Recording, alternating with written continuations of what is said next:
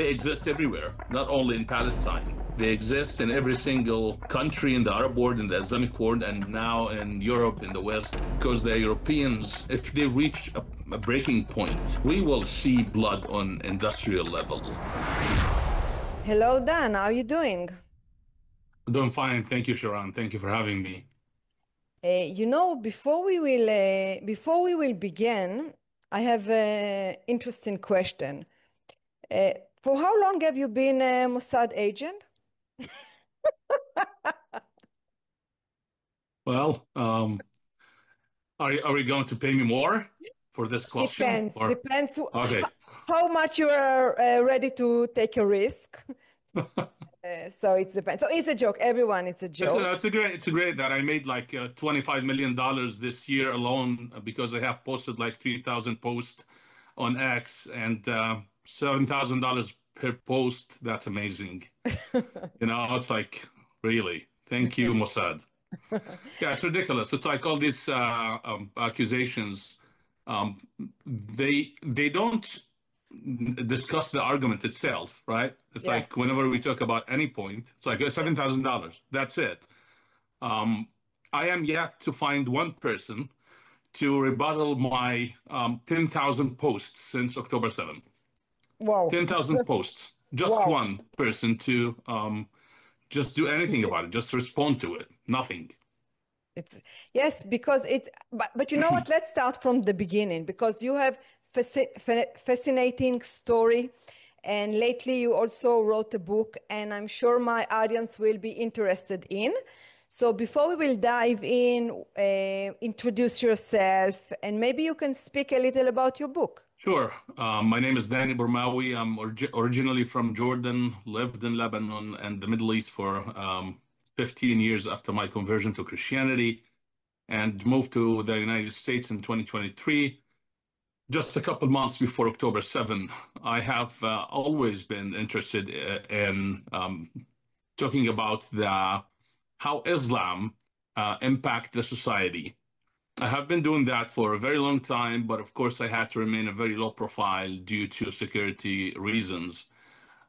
But after October 7, something changed. I realized that after what I have witnessed on the streets of the Western cities in London, New York, Toronto, I was like, okay, the same ideology that I have been running from for the past 15 years just made its way to the Western world ahead of me. And it's like unbelievable how infiltrated the West is. So I decided to start speaking. At the beginning, I was speaking Arabic on TikTok. Then I realized that I need to educate the Western world about the threat of Islam. Mm-hmm. Not Muslims, Islam. And I educate both Muslims and non-Muslims about the threat of Islam. Mm-hmm. And that's why I decided to write this book. This book is a response to all the narratives that have been pushed since October 7, all the attempts to disguise the real reason, which is Islamic Jihad, rebrand Islamic Jihad in the West as, justice, seeking justice, liberation, resistance, all made up. It's jihad. It has always been jihad since the fall of the Ottoman Empire or the Islamic Caliphate. It has been jihad. So this book, as I said, was a response to all of these narratives. Mm-hmm. And at the same time, I tried to educate the West about why Islam is incompatible with the West, because what is the reason? It's not enough to say, Islam is incompatible. What does that mean? Mm-hmm. So I dig deep into this topic. And I also talked about Christianity and Judaism and why they both share one moral foundation, and how Islam doesn't belong to this family, the so-called Abrahamic family. It was my contribution to this conflict. Okay, we will talk more about the issues you wrote about, but let's go back into your childhood, because behind me, it's the Golan Heights. So in a way, I'm close to your homeland. And I want to know what was your childhood? How was your parents, the environment, what were your thoughts, the people around you in schools? Because we are neighbors, and it's always interesting me how it goes behind the border. Yeah. And sadly, the things you don't know tend to be the most scary things because you don't know what to expect, right? And this wall of hatred and enmity that was built between the Islamic world and the Jews, as a result of theology, of Islamic theology in particular, kept both groups apart from each other, hating each other, scared from each other. And Yeah, it's like, what does it look like? It's like I grew up in an Islamic environment, as you know, and Where in the Jewish Jordan? people Where in Jordan? In the city? in Amman. It's like a Okay. couple of different cities, but in Amman most of the time. And in our mentality, it's like in our imaginations, like the Jews are evil. They're our enemies. They're plotting against us. And so I had no idea what is it like to be a Jew. What does that mean? It's like except that we Muslims are the center of the world. Everybody is plotting against us. The West is using Israel. They are controlling our leaders. They are trying to invade us culturally through the media. So, when you grow up in that mentality, it's very difficult to break out. I agree. And that's why millions of people are just in chains. They are prisoners of this ideology and this perspective. But then, of course, when I grew up, when I traveled, when I got to see the world, I realized, wow, oh my goodness, I was living in a bubble of stupidity and delusion. So, yeah, I grew up in a moderate family, just ordinary family.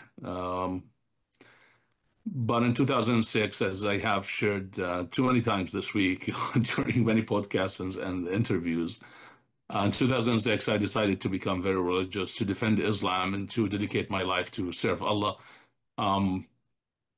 Just a year later, I converted to Christianity. It's a long story. People can listen to it in different interviews. I prefer not to go through it again for the sake of time.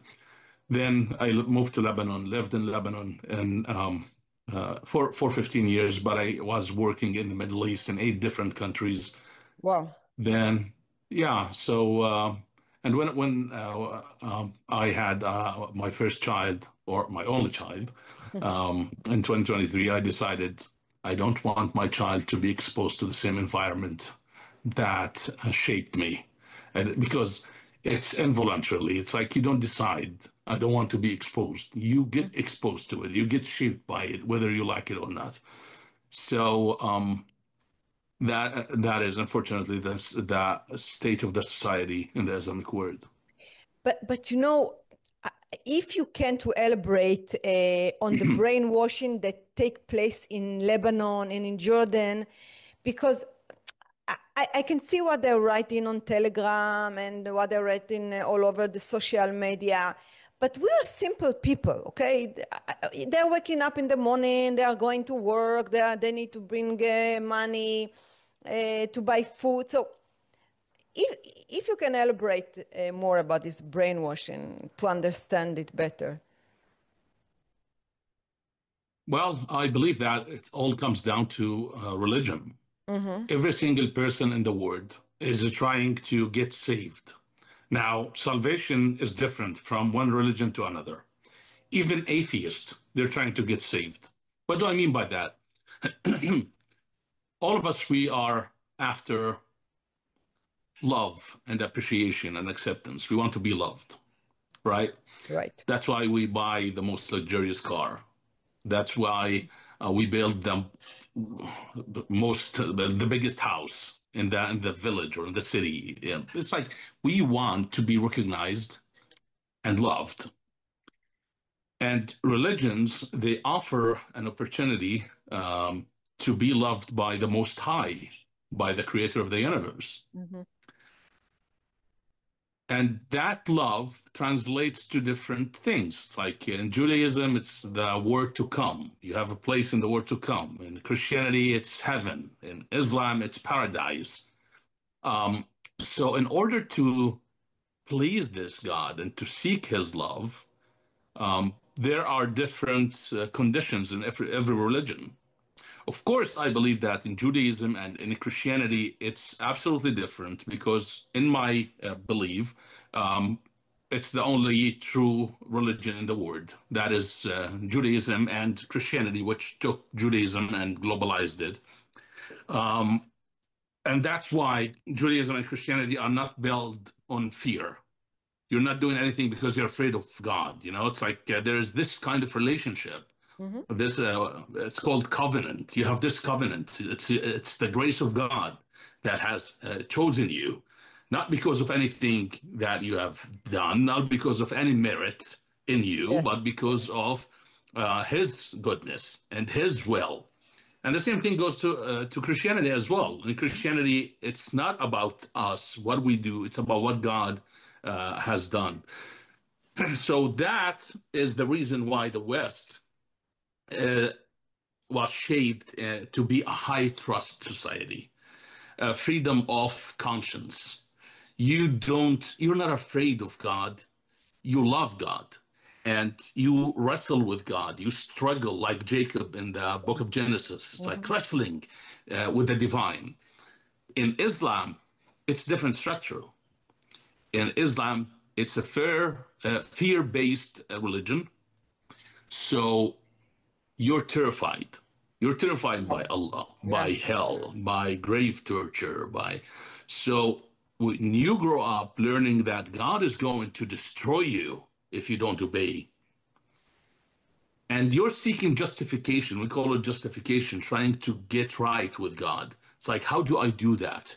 I pray, I fast, I do pilgrimage, I do charity, I try everything that was commanded by God. However, there is no guarantee in Islam that you can Get to a point. reach paradise except one thing, and that is jihad.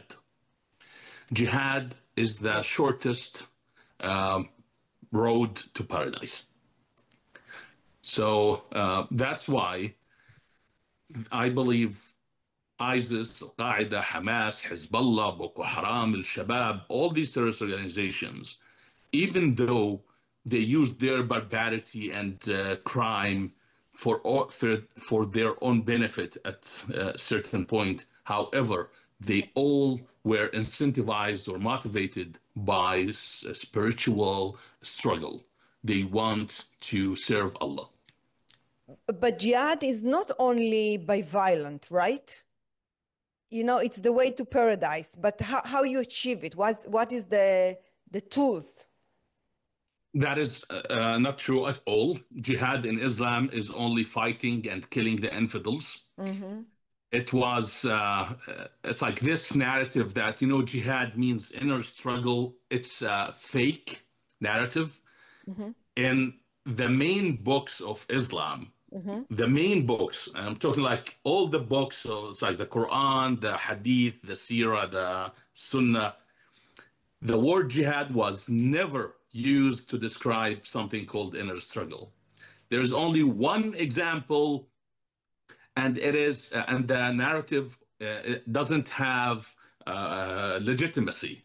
Mm-hmm. But we have in the book of Al-Bukhari, for example, 90 times the word jihad was mentioned. Mm-hmm. Guess how many times it meant fighting the enemies of Allah and killing the enemies of Allah? 90 times. So it's just this narrative was developed and designed for Western consumption. Like, no, jihad means inner struggle. It's not fighting. No, it doesn't mean any of that. Yeah. The word jihad in the mind of every single Muslim means fighting. Fight, a Any real Muslim fight. who tells you that, any Muslim who tells you that's not true, or jihad for them means inner struggle, they're lying to you. Yes. They are lying. Or maybe they don't know, because I have a friend, she's an Israeli Arab, and this is exactly what she explained to me. She said, you don't understand what it means, jihad. It's like inner conflict. We want a better life. We want more quality in our family, in our daily life. That is the literal translation, which has never been used in Islam. In Islam, it's always about fighting. جاهد في سبيل الله مجاهدين الجهاد الجهاد الجهاد. So it doesn't matter what the literal translation mean. Okay. It's the meaning beyond the word. Yeah. So it is fighting the enemies of Allah. Okay. I want to stay in Jordan because it's important. We are neighbors, so I want to understand what is going on there. Yeah. Can you describe to me the differences between the Palestinians and the Jordanians in Jordan? Because I don't know if maybe the government treated them differently, the Palestinians, than the Jordanians, or maybe not. Just it's interesting to me. Well, if you are familiar with what happened in the 1970s and how the Palestinians tried to take over Jordan, yes, and King Hussein massacred for thousands of them, then kicked them out of the country, that I believe created some kind of complicated dynamic in Jordan. The Jordanian government has been trying to make amendments or redeem themselves from what happened, but at the same time, they drew boundaries for Palestinians. Mm-hmm. Palestinians cannot cross these boundaries, and Jordanians, we come from tribes. We have been living in Transjordan for centuries. We look at Jordan as, Jordan belongs to us, but in practicality or in reality, Palestinians get absolutely the same rights as Jordanians. There's absolutely no discrimination. Even in recent years, they started serving in the army. But of course, the Palestinian, they pass this grievance and victimhood to the next generation all the time. Yeah. So I believe they are the problem, mm-hmm, even though they're not responsible for the problem from the beginning. It was the Arab governments who weaponized first of all, manufactured the so-called Palestinian cause. There was never been a Palestinian cause. There were Arabs who were living in the land, and they hijacked the Palestinian identity, which was a geographical label. The Arab governments, they weaponized that cause. However, the Palestinians, in Jordan, they don't seem to think beyond that. They want to be stuck. So there is some kind of tension, of course, between Jordanians and Palestinians. The tension is nonstop. I would go far to say that Jordanians don't love Palestinians. Palestinians don't love each other. Mm-hmm. But of course, because the king is considered to be Jordanian, even though he's from Saudi Arabia. He came a century ago. But anyway, the pure Jordanians who belong to the tribes, they look at the king, the king is not Palestinian, he's Jordanian, therefore we are ruling this country. So they're satisfied.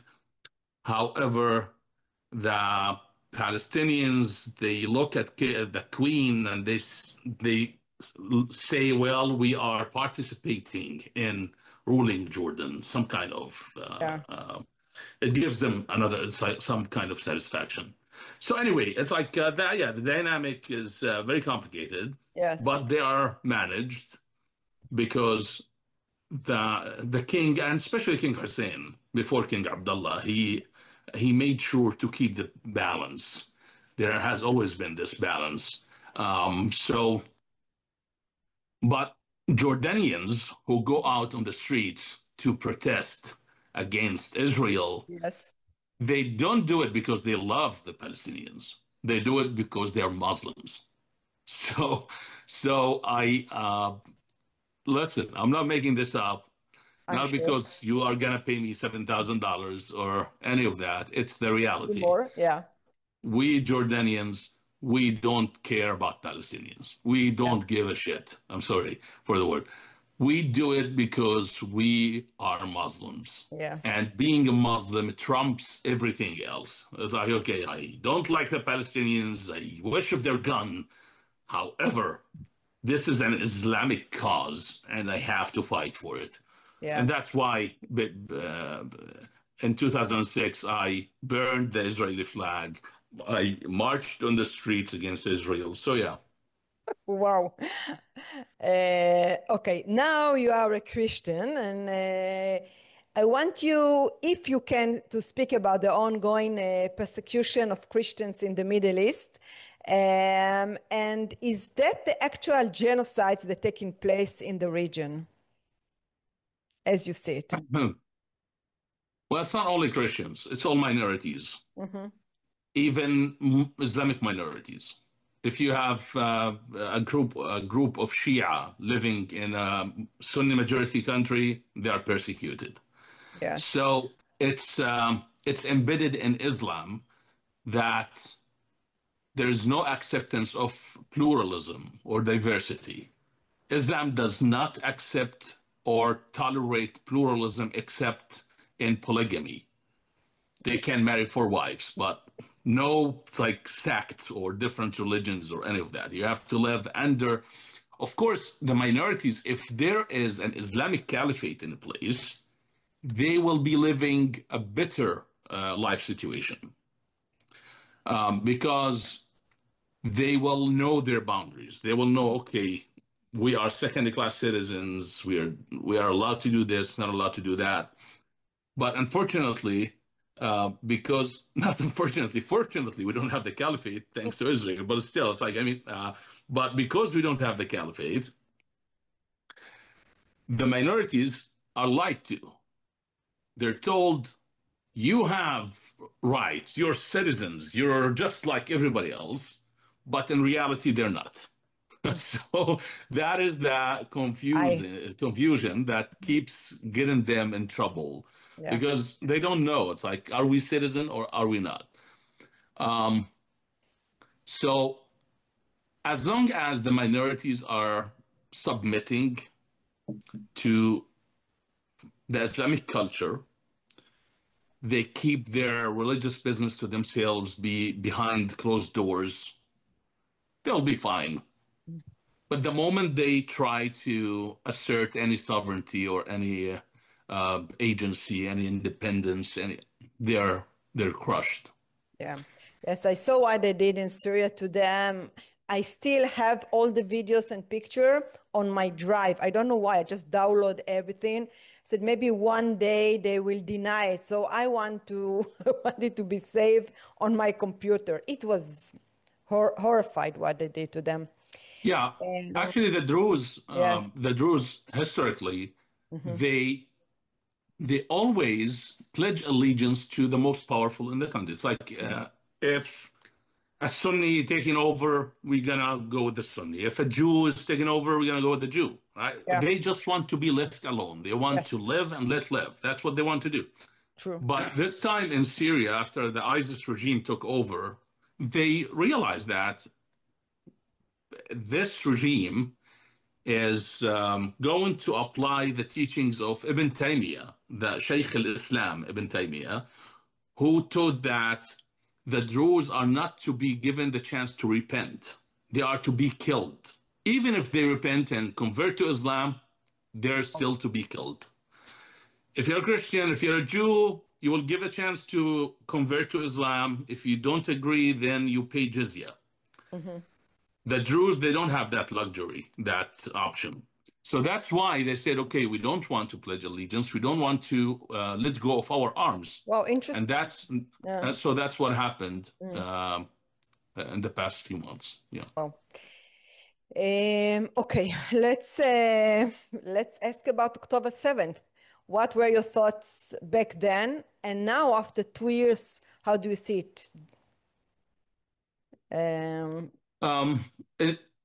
Just a week before October 7th, and I have said this many times, MBS, the Crown Prince of Saudi Arabia, he said on in an interview on Fox News, he said we are in the process, of peace talking with Israel and probably will get somewhere.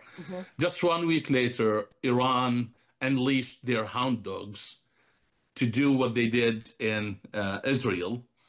I believe they wanted to sabotage the Israeli-Saudi peace. So that was Iranian made. However, Hamas, they shared the same goal because Hamas doesn't care about Palestine. There's nothing such as Palestine in their dictionary. Hamas doesn't care? Yeah. No. Hamas doesn't care about Palestine. Hamas is the military branch of the Muslim Brotherhood. And in their ideology, there is no such a thing as Palestine or Jordan or Syria or Lebanon. It's like the land of Islam. So they're saying, yeah, we want to liberate Palestine, but actually they don't care about that. They want to liberate the land of Islam from the Jews, from Christians in Lebanon, from the secular infidel leaders of the Arab world. But of course, at the top of the list are the Jews. Yeah. So, yeah. It's interesting because here in Israel, the left wing thinks we can solve the conflict by giving them land, and the right wing thinks no matter how much we will give them, it will never be satisfied. So what you are saying is I say the left are stupid, but yeah, go on. Okay. Yeah, please. Okay. So they don't understand nothing will make them satisfied and bring coexistent. No. It doesn't matter how much land you're going to yield or give the Palestinians.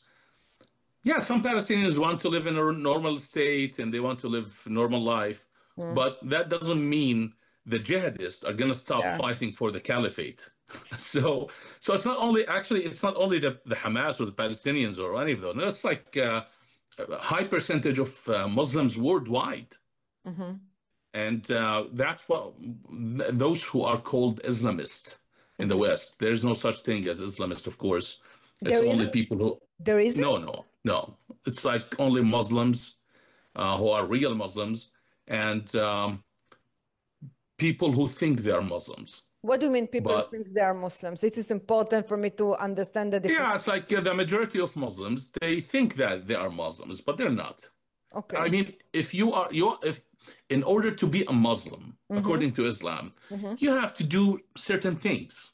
Not only pray no, you have to do jihad. You have to struggle to establish the rule of Allah.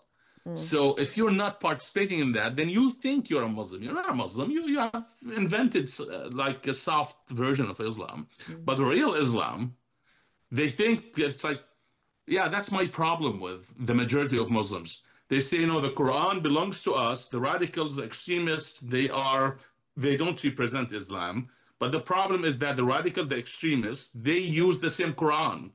So, and the normal Muslims, they say, don't touch the Quran, don't criticize the Quran. It's like, what do you want me to do? I'm trying to fix this problem. I need to get to the root of why there are radicals. But the normal Muslims who think they're Muslims, they're not. But yeah, it's like the true Muslims who take Islam seriously, who want to establish the rule of Allah over all earth, they exist everywhere, not only in Palestine. They exist in every single country in the Arab world, in the Islamic world, and now in Europe, in the West, they exist. And they won't rest until not only Israel is defeated. This is just the gate.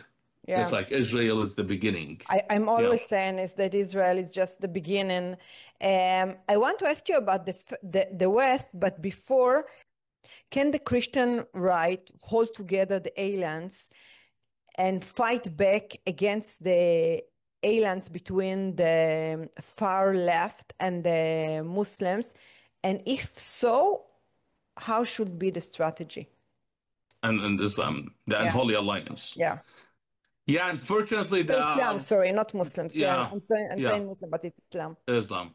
Yeah. Yeah, unfortunately, the right in the United States is being infiltrated by people who are pushing the same narrative, the same leftist Islamic narrative. Of course, they say it's all about Israel.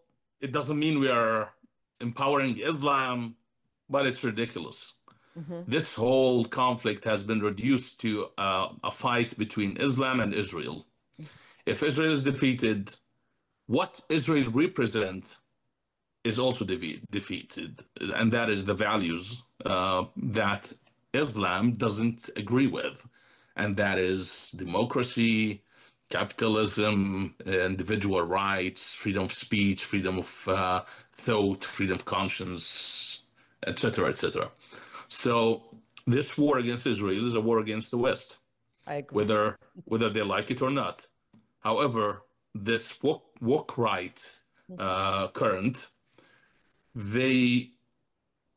it's like not all of them, but many of them, they don't understand. They think, no, Israel is problematic to America and the Zionists, their liability, and therefore we're gonna attack Israel, but we also don't love Islam. But they don't know that at this point, if you attack Israel, you're siding with Islam. You cannot attack both because this conflict is binary. It is white or black. There's no gray area in it. So yeah, that's to answer your question, do I think the right are gonna win? I don't know. To be honest, it's like the right. I don't know. The right is losing. They're losing a lot of ground to who are called who are called right, but actually they are pushing leftist narratives and Islamic narratives. Yeah. You know, in the corner of the right and in the corner of the left, they are connecting together. So yeah, that's it's like the horseshoe. Yeah, it's like they meet. Exactly. The both end of the spectrum, they end up touching. This is exactly how I see it. Yeah. I don't know if to ask you about the West right now or to go, what do you think about the peace deal with Israel and what Trump did, and if you have any concerns or thoughts, because we are very worried about it in Israel. It's a ceasefire. It's not a peace deal. It's nothing big. It's just, it's like Donald Trump. I love him. He's great. But he exaggerates. Everybody knows that President Trump exaggerates. And he made this ceasefire to look like that 3,000 years of conflict is coming to an end. It's like, come on, give me a break. It's like, it sounds like a good joke. Yeah, there's no peace if Hamas is not completely destroyed. And not only Hamas, but also if there is no complete control over the media in Gaza, the schools, the mosques, it's like there got to be some kind of control over indoctrination, because Hamas is a cancer that will keep growing again and again and again. So it doesn't matter if you get rid of 100 or 1,000 leaders of Hamas. Who cares? They're gonna grow again. So rebuilding Gaza is a mistake. It's like, this is what the fourth time they're gonna rebuild Gaza. And do what? And do what with Gaza? Dan, what do you think we need to do with Gaza? What we will do with all the Palestinians? America, okay, the United States, since the United States wants to bring peace, and they don't want Israel to just kill all the terrorists. It's like, no, Israel, don't do that. Okay, fine. Then you find the solution. Here's a suggestion. Why don't you force your friends, the Qataris, and Saudi Arabia, and the United Arab Emirates, and Jordan, and Egypt, why don't you force them to control Gaza? And if anything happens, they're responsible. If Israel is attacked from Gaza, at Doha in Qatar should be attacked by Israel. They will do it, but no one allow us to do it. Yeah, I mean, if you do this, putting chain on our hands. terrorism is gonna end in Gaza immediately. Like I just want President Trump to say, okay, Qatar, you have been funding Hamas and supporting Hamas for a very long time. Why don't you take over and manage the strip? But if anything happens, we're gonna destroy Doha or Qatar. And I guarantee you, because it's like that, center of the Muslim Brotherhood is in Qatar, and they have money, they control the situation. So there's the only solution. Yeah. But nobody wants to touch Gaza. No one wants to touch Gaza. Yesterday, the King of Jordan, he said, we're not going to send forces. Of course, they're not going to send forces. They're not going to send? They're not going to send forces to Gaza. No. Okay. I thought they already did. No, the king said we're not going to send forces to Gaza. No one is going to do it. I'll tell you why. Because in the Arab world, Hamas represent mujahideen. They are serving Islam. So if Jordan, for example, or Saudi Arabia send forces and they clash with Hamas and they kill Hamas, their own people will revolt against them. It's like you're working with the Zionists to destroy Jihad. So they will not touch it. They don't want that headache. So, but I saw Turkey, I don't know, it was kind of trucks inside Gaza with Turkey flags, and they operate there and helping to... We're talking about Gaza. The ISF. We're talking about international security forces. We're not talking about what's happening now. Now there are some presence for people from Turkey, from United Arab Emirates, from wherever, but they are not the ISF, the international security forces who are going to disarm Hamas or... Just operation and not fighting. Yeah. Well, what's happening now is probably humanitarian operations. Okay, let's go back to New York. Do you think Israelis should care about the coming election for the mayor of New York?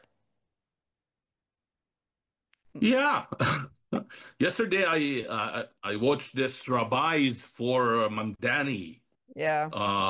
One of them was transsexual rabbi who loves Mamdani so much. I saw this video. I share it on my Telegram.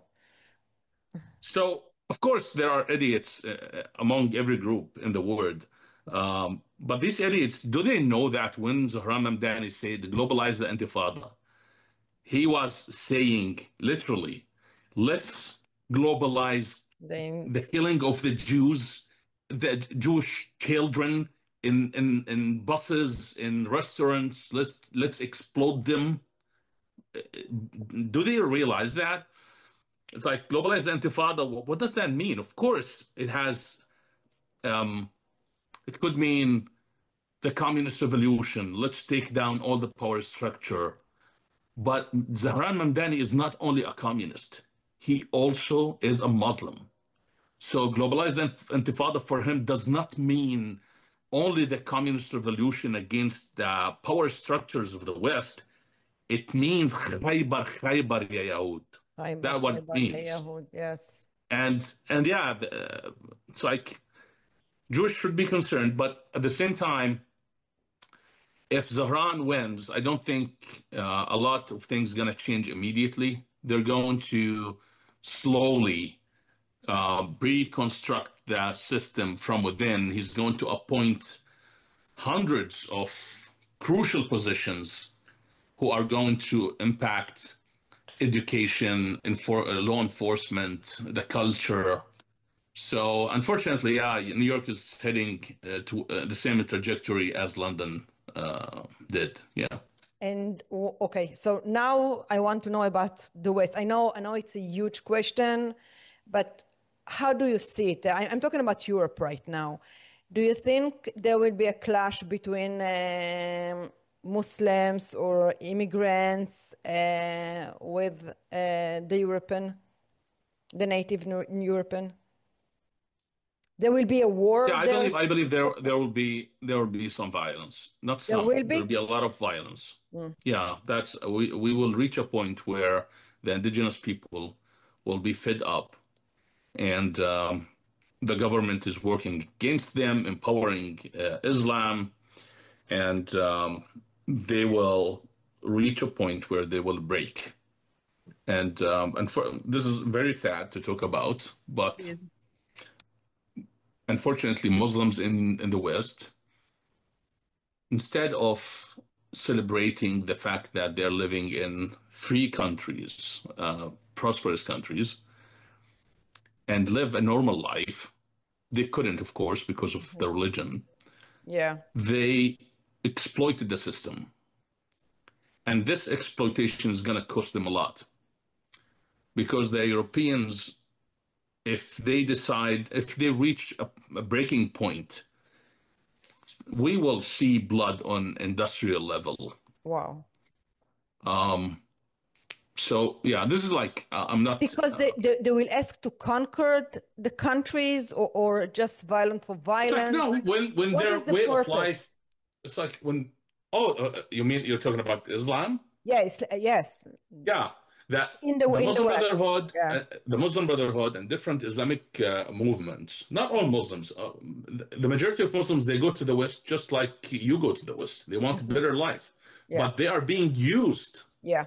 by the Islamic movement, and unfortunately, they are conditioned because of their religion to always side with these Islamic movements who want, yes, to take over Europe, to take over the world. They want to write in the constitution, Islam is the religion of the state.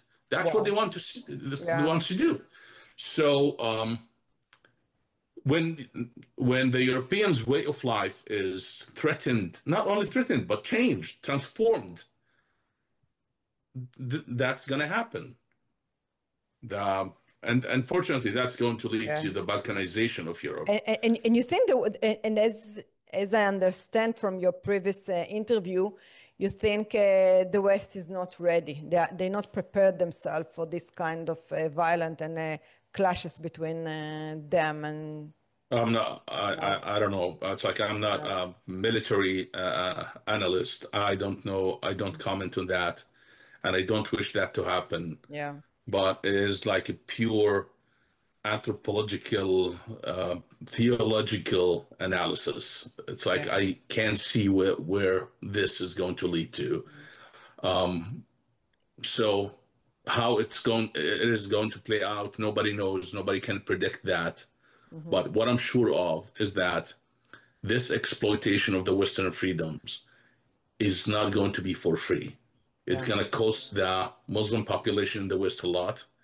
And at the same time, it's going to change the face of the West. Wow. Wow, Dan. Yeah. Okay. Is there something else you want to add before I'm asking you to send any message to the Israelis people? I'm so thankful that you have me in your show. Thank you so much. I got a run for another show in 30 minutes. So my message to the people of Israel is that Israel and the people of Israel have always been the blueprint for humanities, for individuals and for nations. It is the crossing from the land of slavery through the wilderness to the land of milk and honey. This reflects the journey of individuals and nations. And this happened because of the God of Israel, because of who that God is. So I know that in Judaism, people can just be Jewish without knowing about this God, but it is this God. I'm, as a Christian, telling you, I worship that God, and we need to restore the values that this God, through Christianity, used to build the West. So, yeah. Have you been in Israel, Dan? No. So this is official invitation to Israel, and I will show you around. what is the best food, the delicious food you like from the region? What is it? Yeah, the food I most like is anti-Semitic. It's Jordanian mansaf. I don't know what kind. It's okay, like I will try. okay, we boil meat in yogurt. And it is listen, a Jew, just a second. I cannot It's eat like it. the story, the myth, it goes like a king in Transjordan invented this food to spite the Jews. So that's what I said. It's anti-Semitic food. But no, I know this is cliche, but hummus, falafel, they're my favorite food ever. So this is what I'm going to take you when you will be in Israel. It's a promise. And thank you, Dan, for your time. Thank you for the invitation to have me. All the best, really. And looking forward to your good work.